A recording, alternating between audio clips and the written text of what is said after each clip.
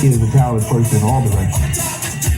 I'm not no role model or nothing. I'm not trying to be, Simmons is probably best known for being co-founder and former CEO of Def Jam Records. During his early years, he managed many notable artists such as Kurtis Blow, LL Cool J, Run DMC, the Beastie Boys, and many more. His resume spans over 40 years, and he's been incredibly successful across multiple industries. A hip-hop mogul, serial entrepreneur, and big-time yogi. Simmons was on top of the world, but his reputation and legacy took a turn for the worst back in 2017 when 13 women accused him of sexual assault, sexual harassment, and even rape. Simmons has vehemently denied these accusations and has kept a low profile ever since, resigning as CEO of Def Jam and relocating to the island of Bali. Many of the alleged incidents took place at the very beginning of his career, starting in the early 80s. Simmons was already well established in the emerging hip-hop industry. He worked as a promoter and was managing several acts. If you owned a club and wanted a hip-hop act, Simmons was the guy to call. It all started one night in 1977 when he first heard an artist named MC Eddie Chiba rapping in a nightclub. I walked in Charles Gallery in Harlem. There was a rapper by the name of Eddie Chiba. And he was spitting rhymes and people were responding to him. He said, "Who make it sweeter?" Chiba, Chiba, Chiba. This was his first time discovering hip-hop, and he described it as witnessing the invention of the wheel. From there, he would become immersed in the culture, throwing parties and hosting events, looking to network with up-and-coming rappers. Simmons attended the City College of New York in Harlem, and it was there where he met fellow student Curtis Walker, also known as Kurtis Blow. It was 1979, and the hit record Rapper's Delight was making its way through the airwaves. Here's Wonder Mike, Hank, and Master G, the Sugar Hill Gang.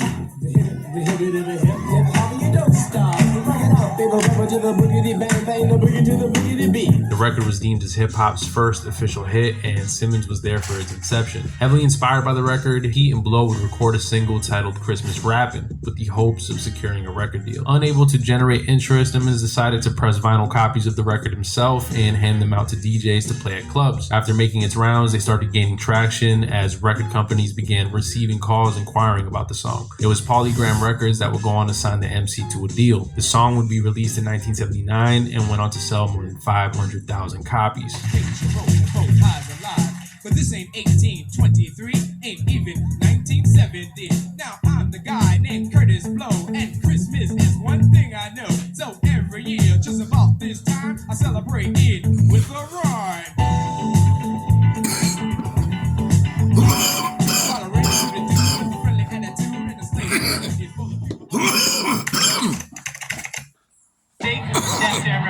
Def Jam started out as a company in my dorm room. We started about a year ago.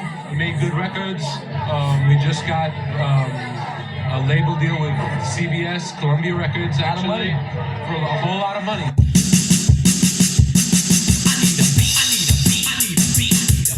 It's 1982, and Simmons' younger brother Joseph, also known as Rev Run, formed a hip-hop group with his friends Daryl DMC McDaniels and Jason Jam Master Jay Mizell. Simmons would help co-produce their first two records titled It's Like That and Sucker MCs. The group would secure a record deal with Profile Records, and their debut album in 1984 became the first ever rap album to be certified gold. With the success of the first LP in America, is Run DMC's music a compromise to capture a mass white audience? So we just make what we like to make, and usually what we like, a lot of other people like also. So whatever we feel we want to make, we just go ahead and make it, and if it's successful, then we're glad. In 1983, Simmons met an aspiring 20-year-old producer and NYU student named Rick Rubin at a Manhattan nightclub. They were polar opposites, as Simmons was a savvy hustler from Queens and Rubin was a punk rock hippie from the suburbs of Long Island. But the two ultimately hit it off. They both would become equal partners in Rubin's new label called Def Jam, which he had been running from his dorm room in NYU. Def Jam's first hit would come with a young 16-year-old named LL Cool J that they had signed. The song was titled I Need a Beat, and it allowed them to secure a distribution deal with Columbia, becoming the first independent hip-hop label to secure such a deal.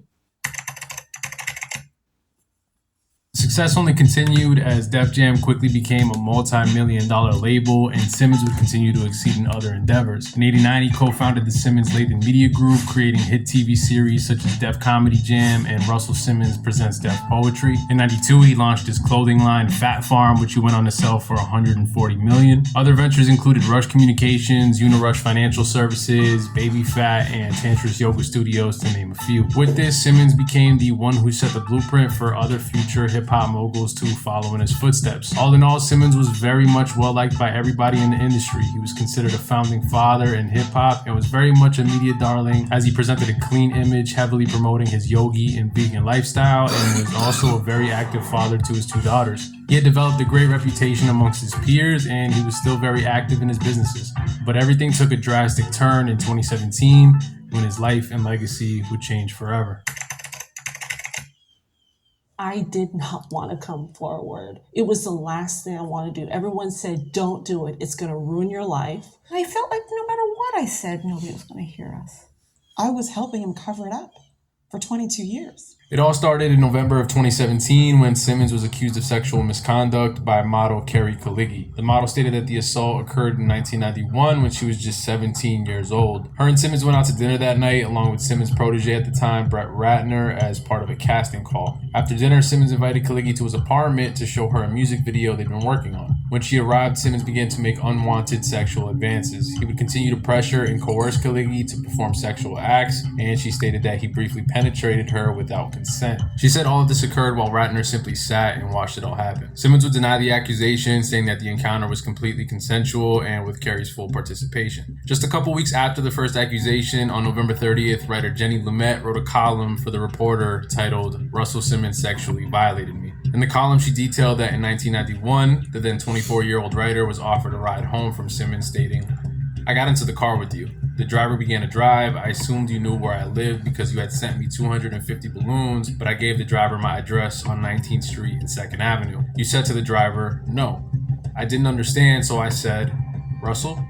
I said again to the driver, 19th Street. Again, you said to the driver, no. Then the car doors locked. It was loud. The noise made me jump." She continued to write that when they arrived, she was essentially frozen in fear, and so she simply did what she was told.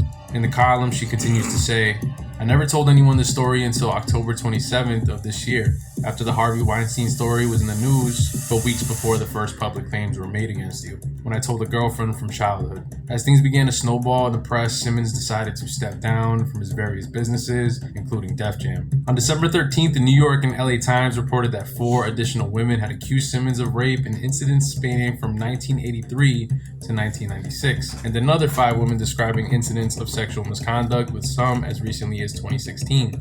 In total, there were 13 women that had come out with claims of sexual assault against Simmons. Depending on their investigation and his reputation going down the drain, Simmons would ironically begin spending a lot more time in Indonesia, specifically the island of Bali. Now, many are speculating that he clearly left to avoid prosecution, considering the country doesn't have any extradition treaty with the United States. But Simmons persists on his reason for being there is to simply continue his journey of enlightenment and to continue his yoga studies. So you know I'm back and forth.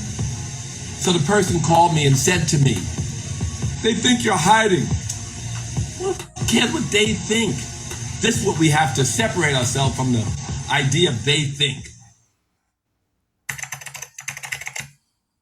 Simmons would lay low for a while as the controversy would die down a bit, but things quickly resurfaced when in January of 2020, filmmakers Amy Ziering and Kirby Dick released a documentary about the alleged assaults titled On the Record. It would premiere at the Sundance Film Festival and would eventually get picked up and released on HBO Max. The documentary tells the story of Drew Dixon, who worked as an A&R and executive at Def Jam during the 90s. In the film, she shares that he would often sexually harass her during her years at the record label. It started off with him trying to kiss Dixon, but then it got so bad that he would actually go into her office, lock the door, and expose himself.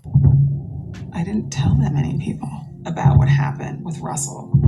He just grabbed me. And I'm saying no. I was reduced to nothing in that moment. The film also goes into depth about the misogynistic culture that formed during that era, where harassment in the workplace was essentially commonplace.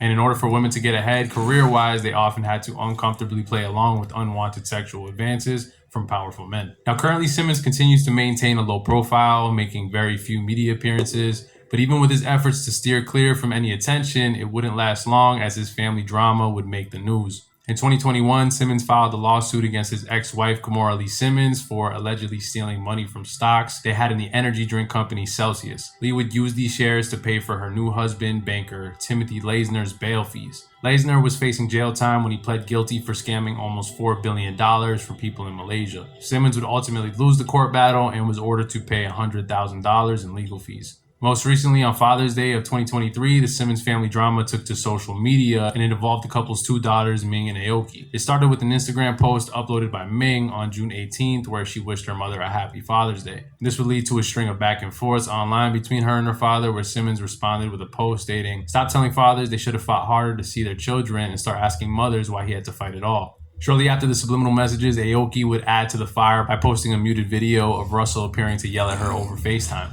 Now, with his family drama being aired out on social media, apparent financial troubles, and history of allegations, Simmons' legacy has clearly taken a hit. From beloved hip-hop godfather Uncle Rush to alleged sexual predator, it's sad to see the series of events that have occurred. As a businessman and visionary, what he's accomplished over the years is remarkable. But if he is indeed guilty of these allegations, we only hope that he expresses remorse and work toward becoming a better human being.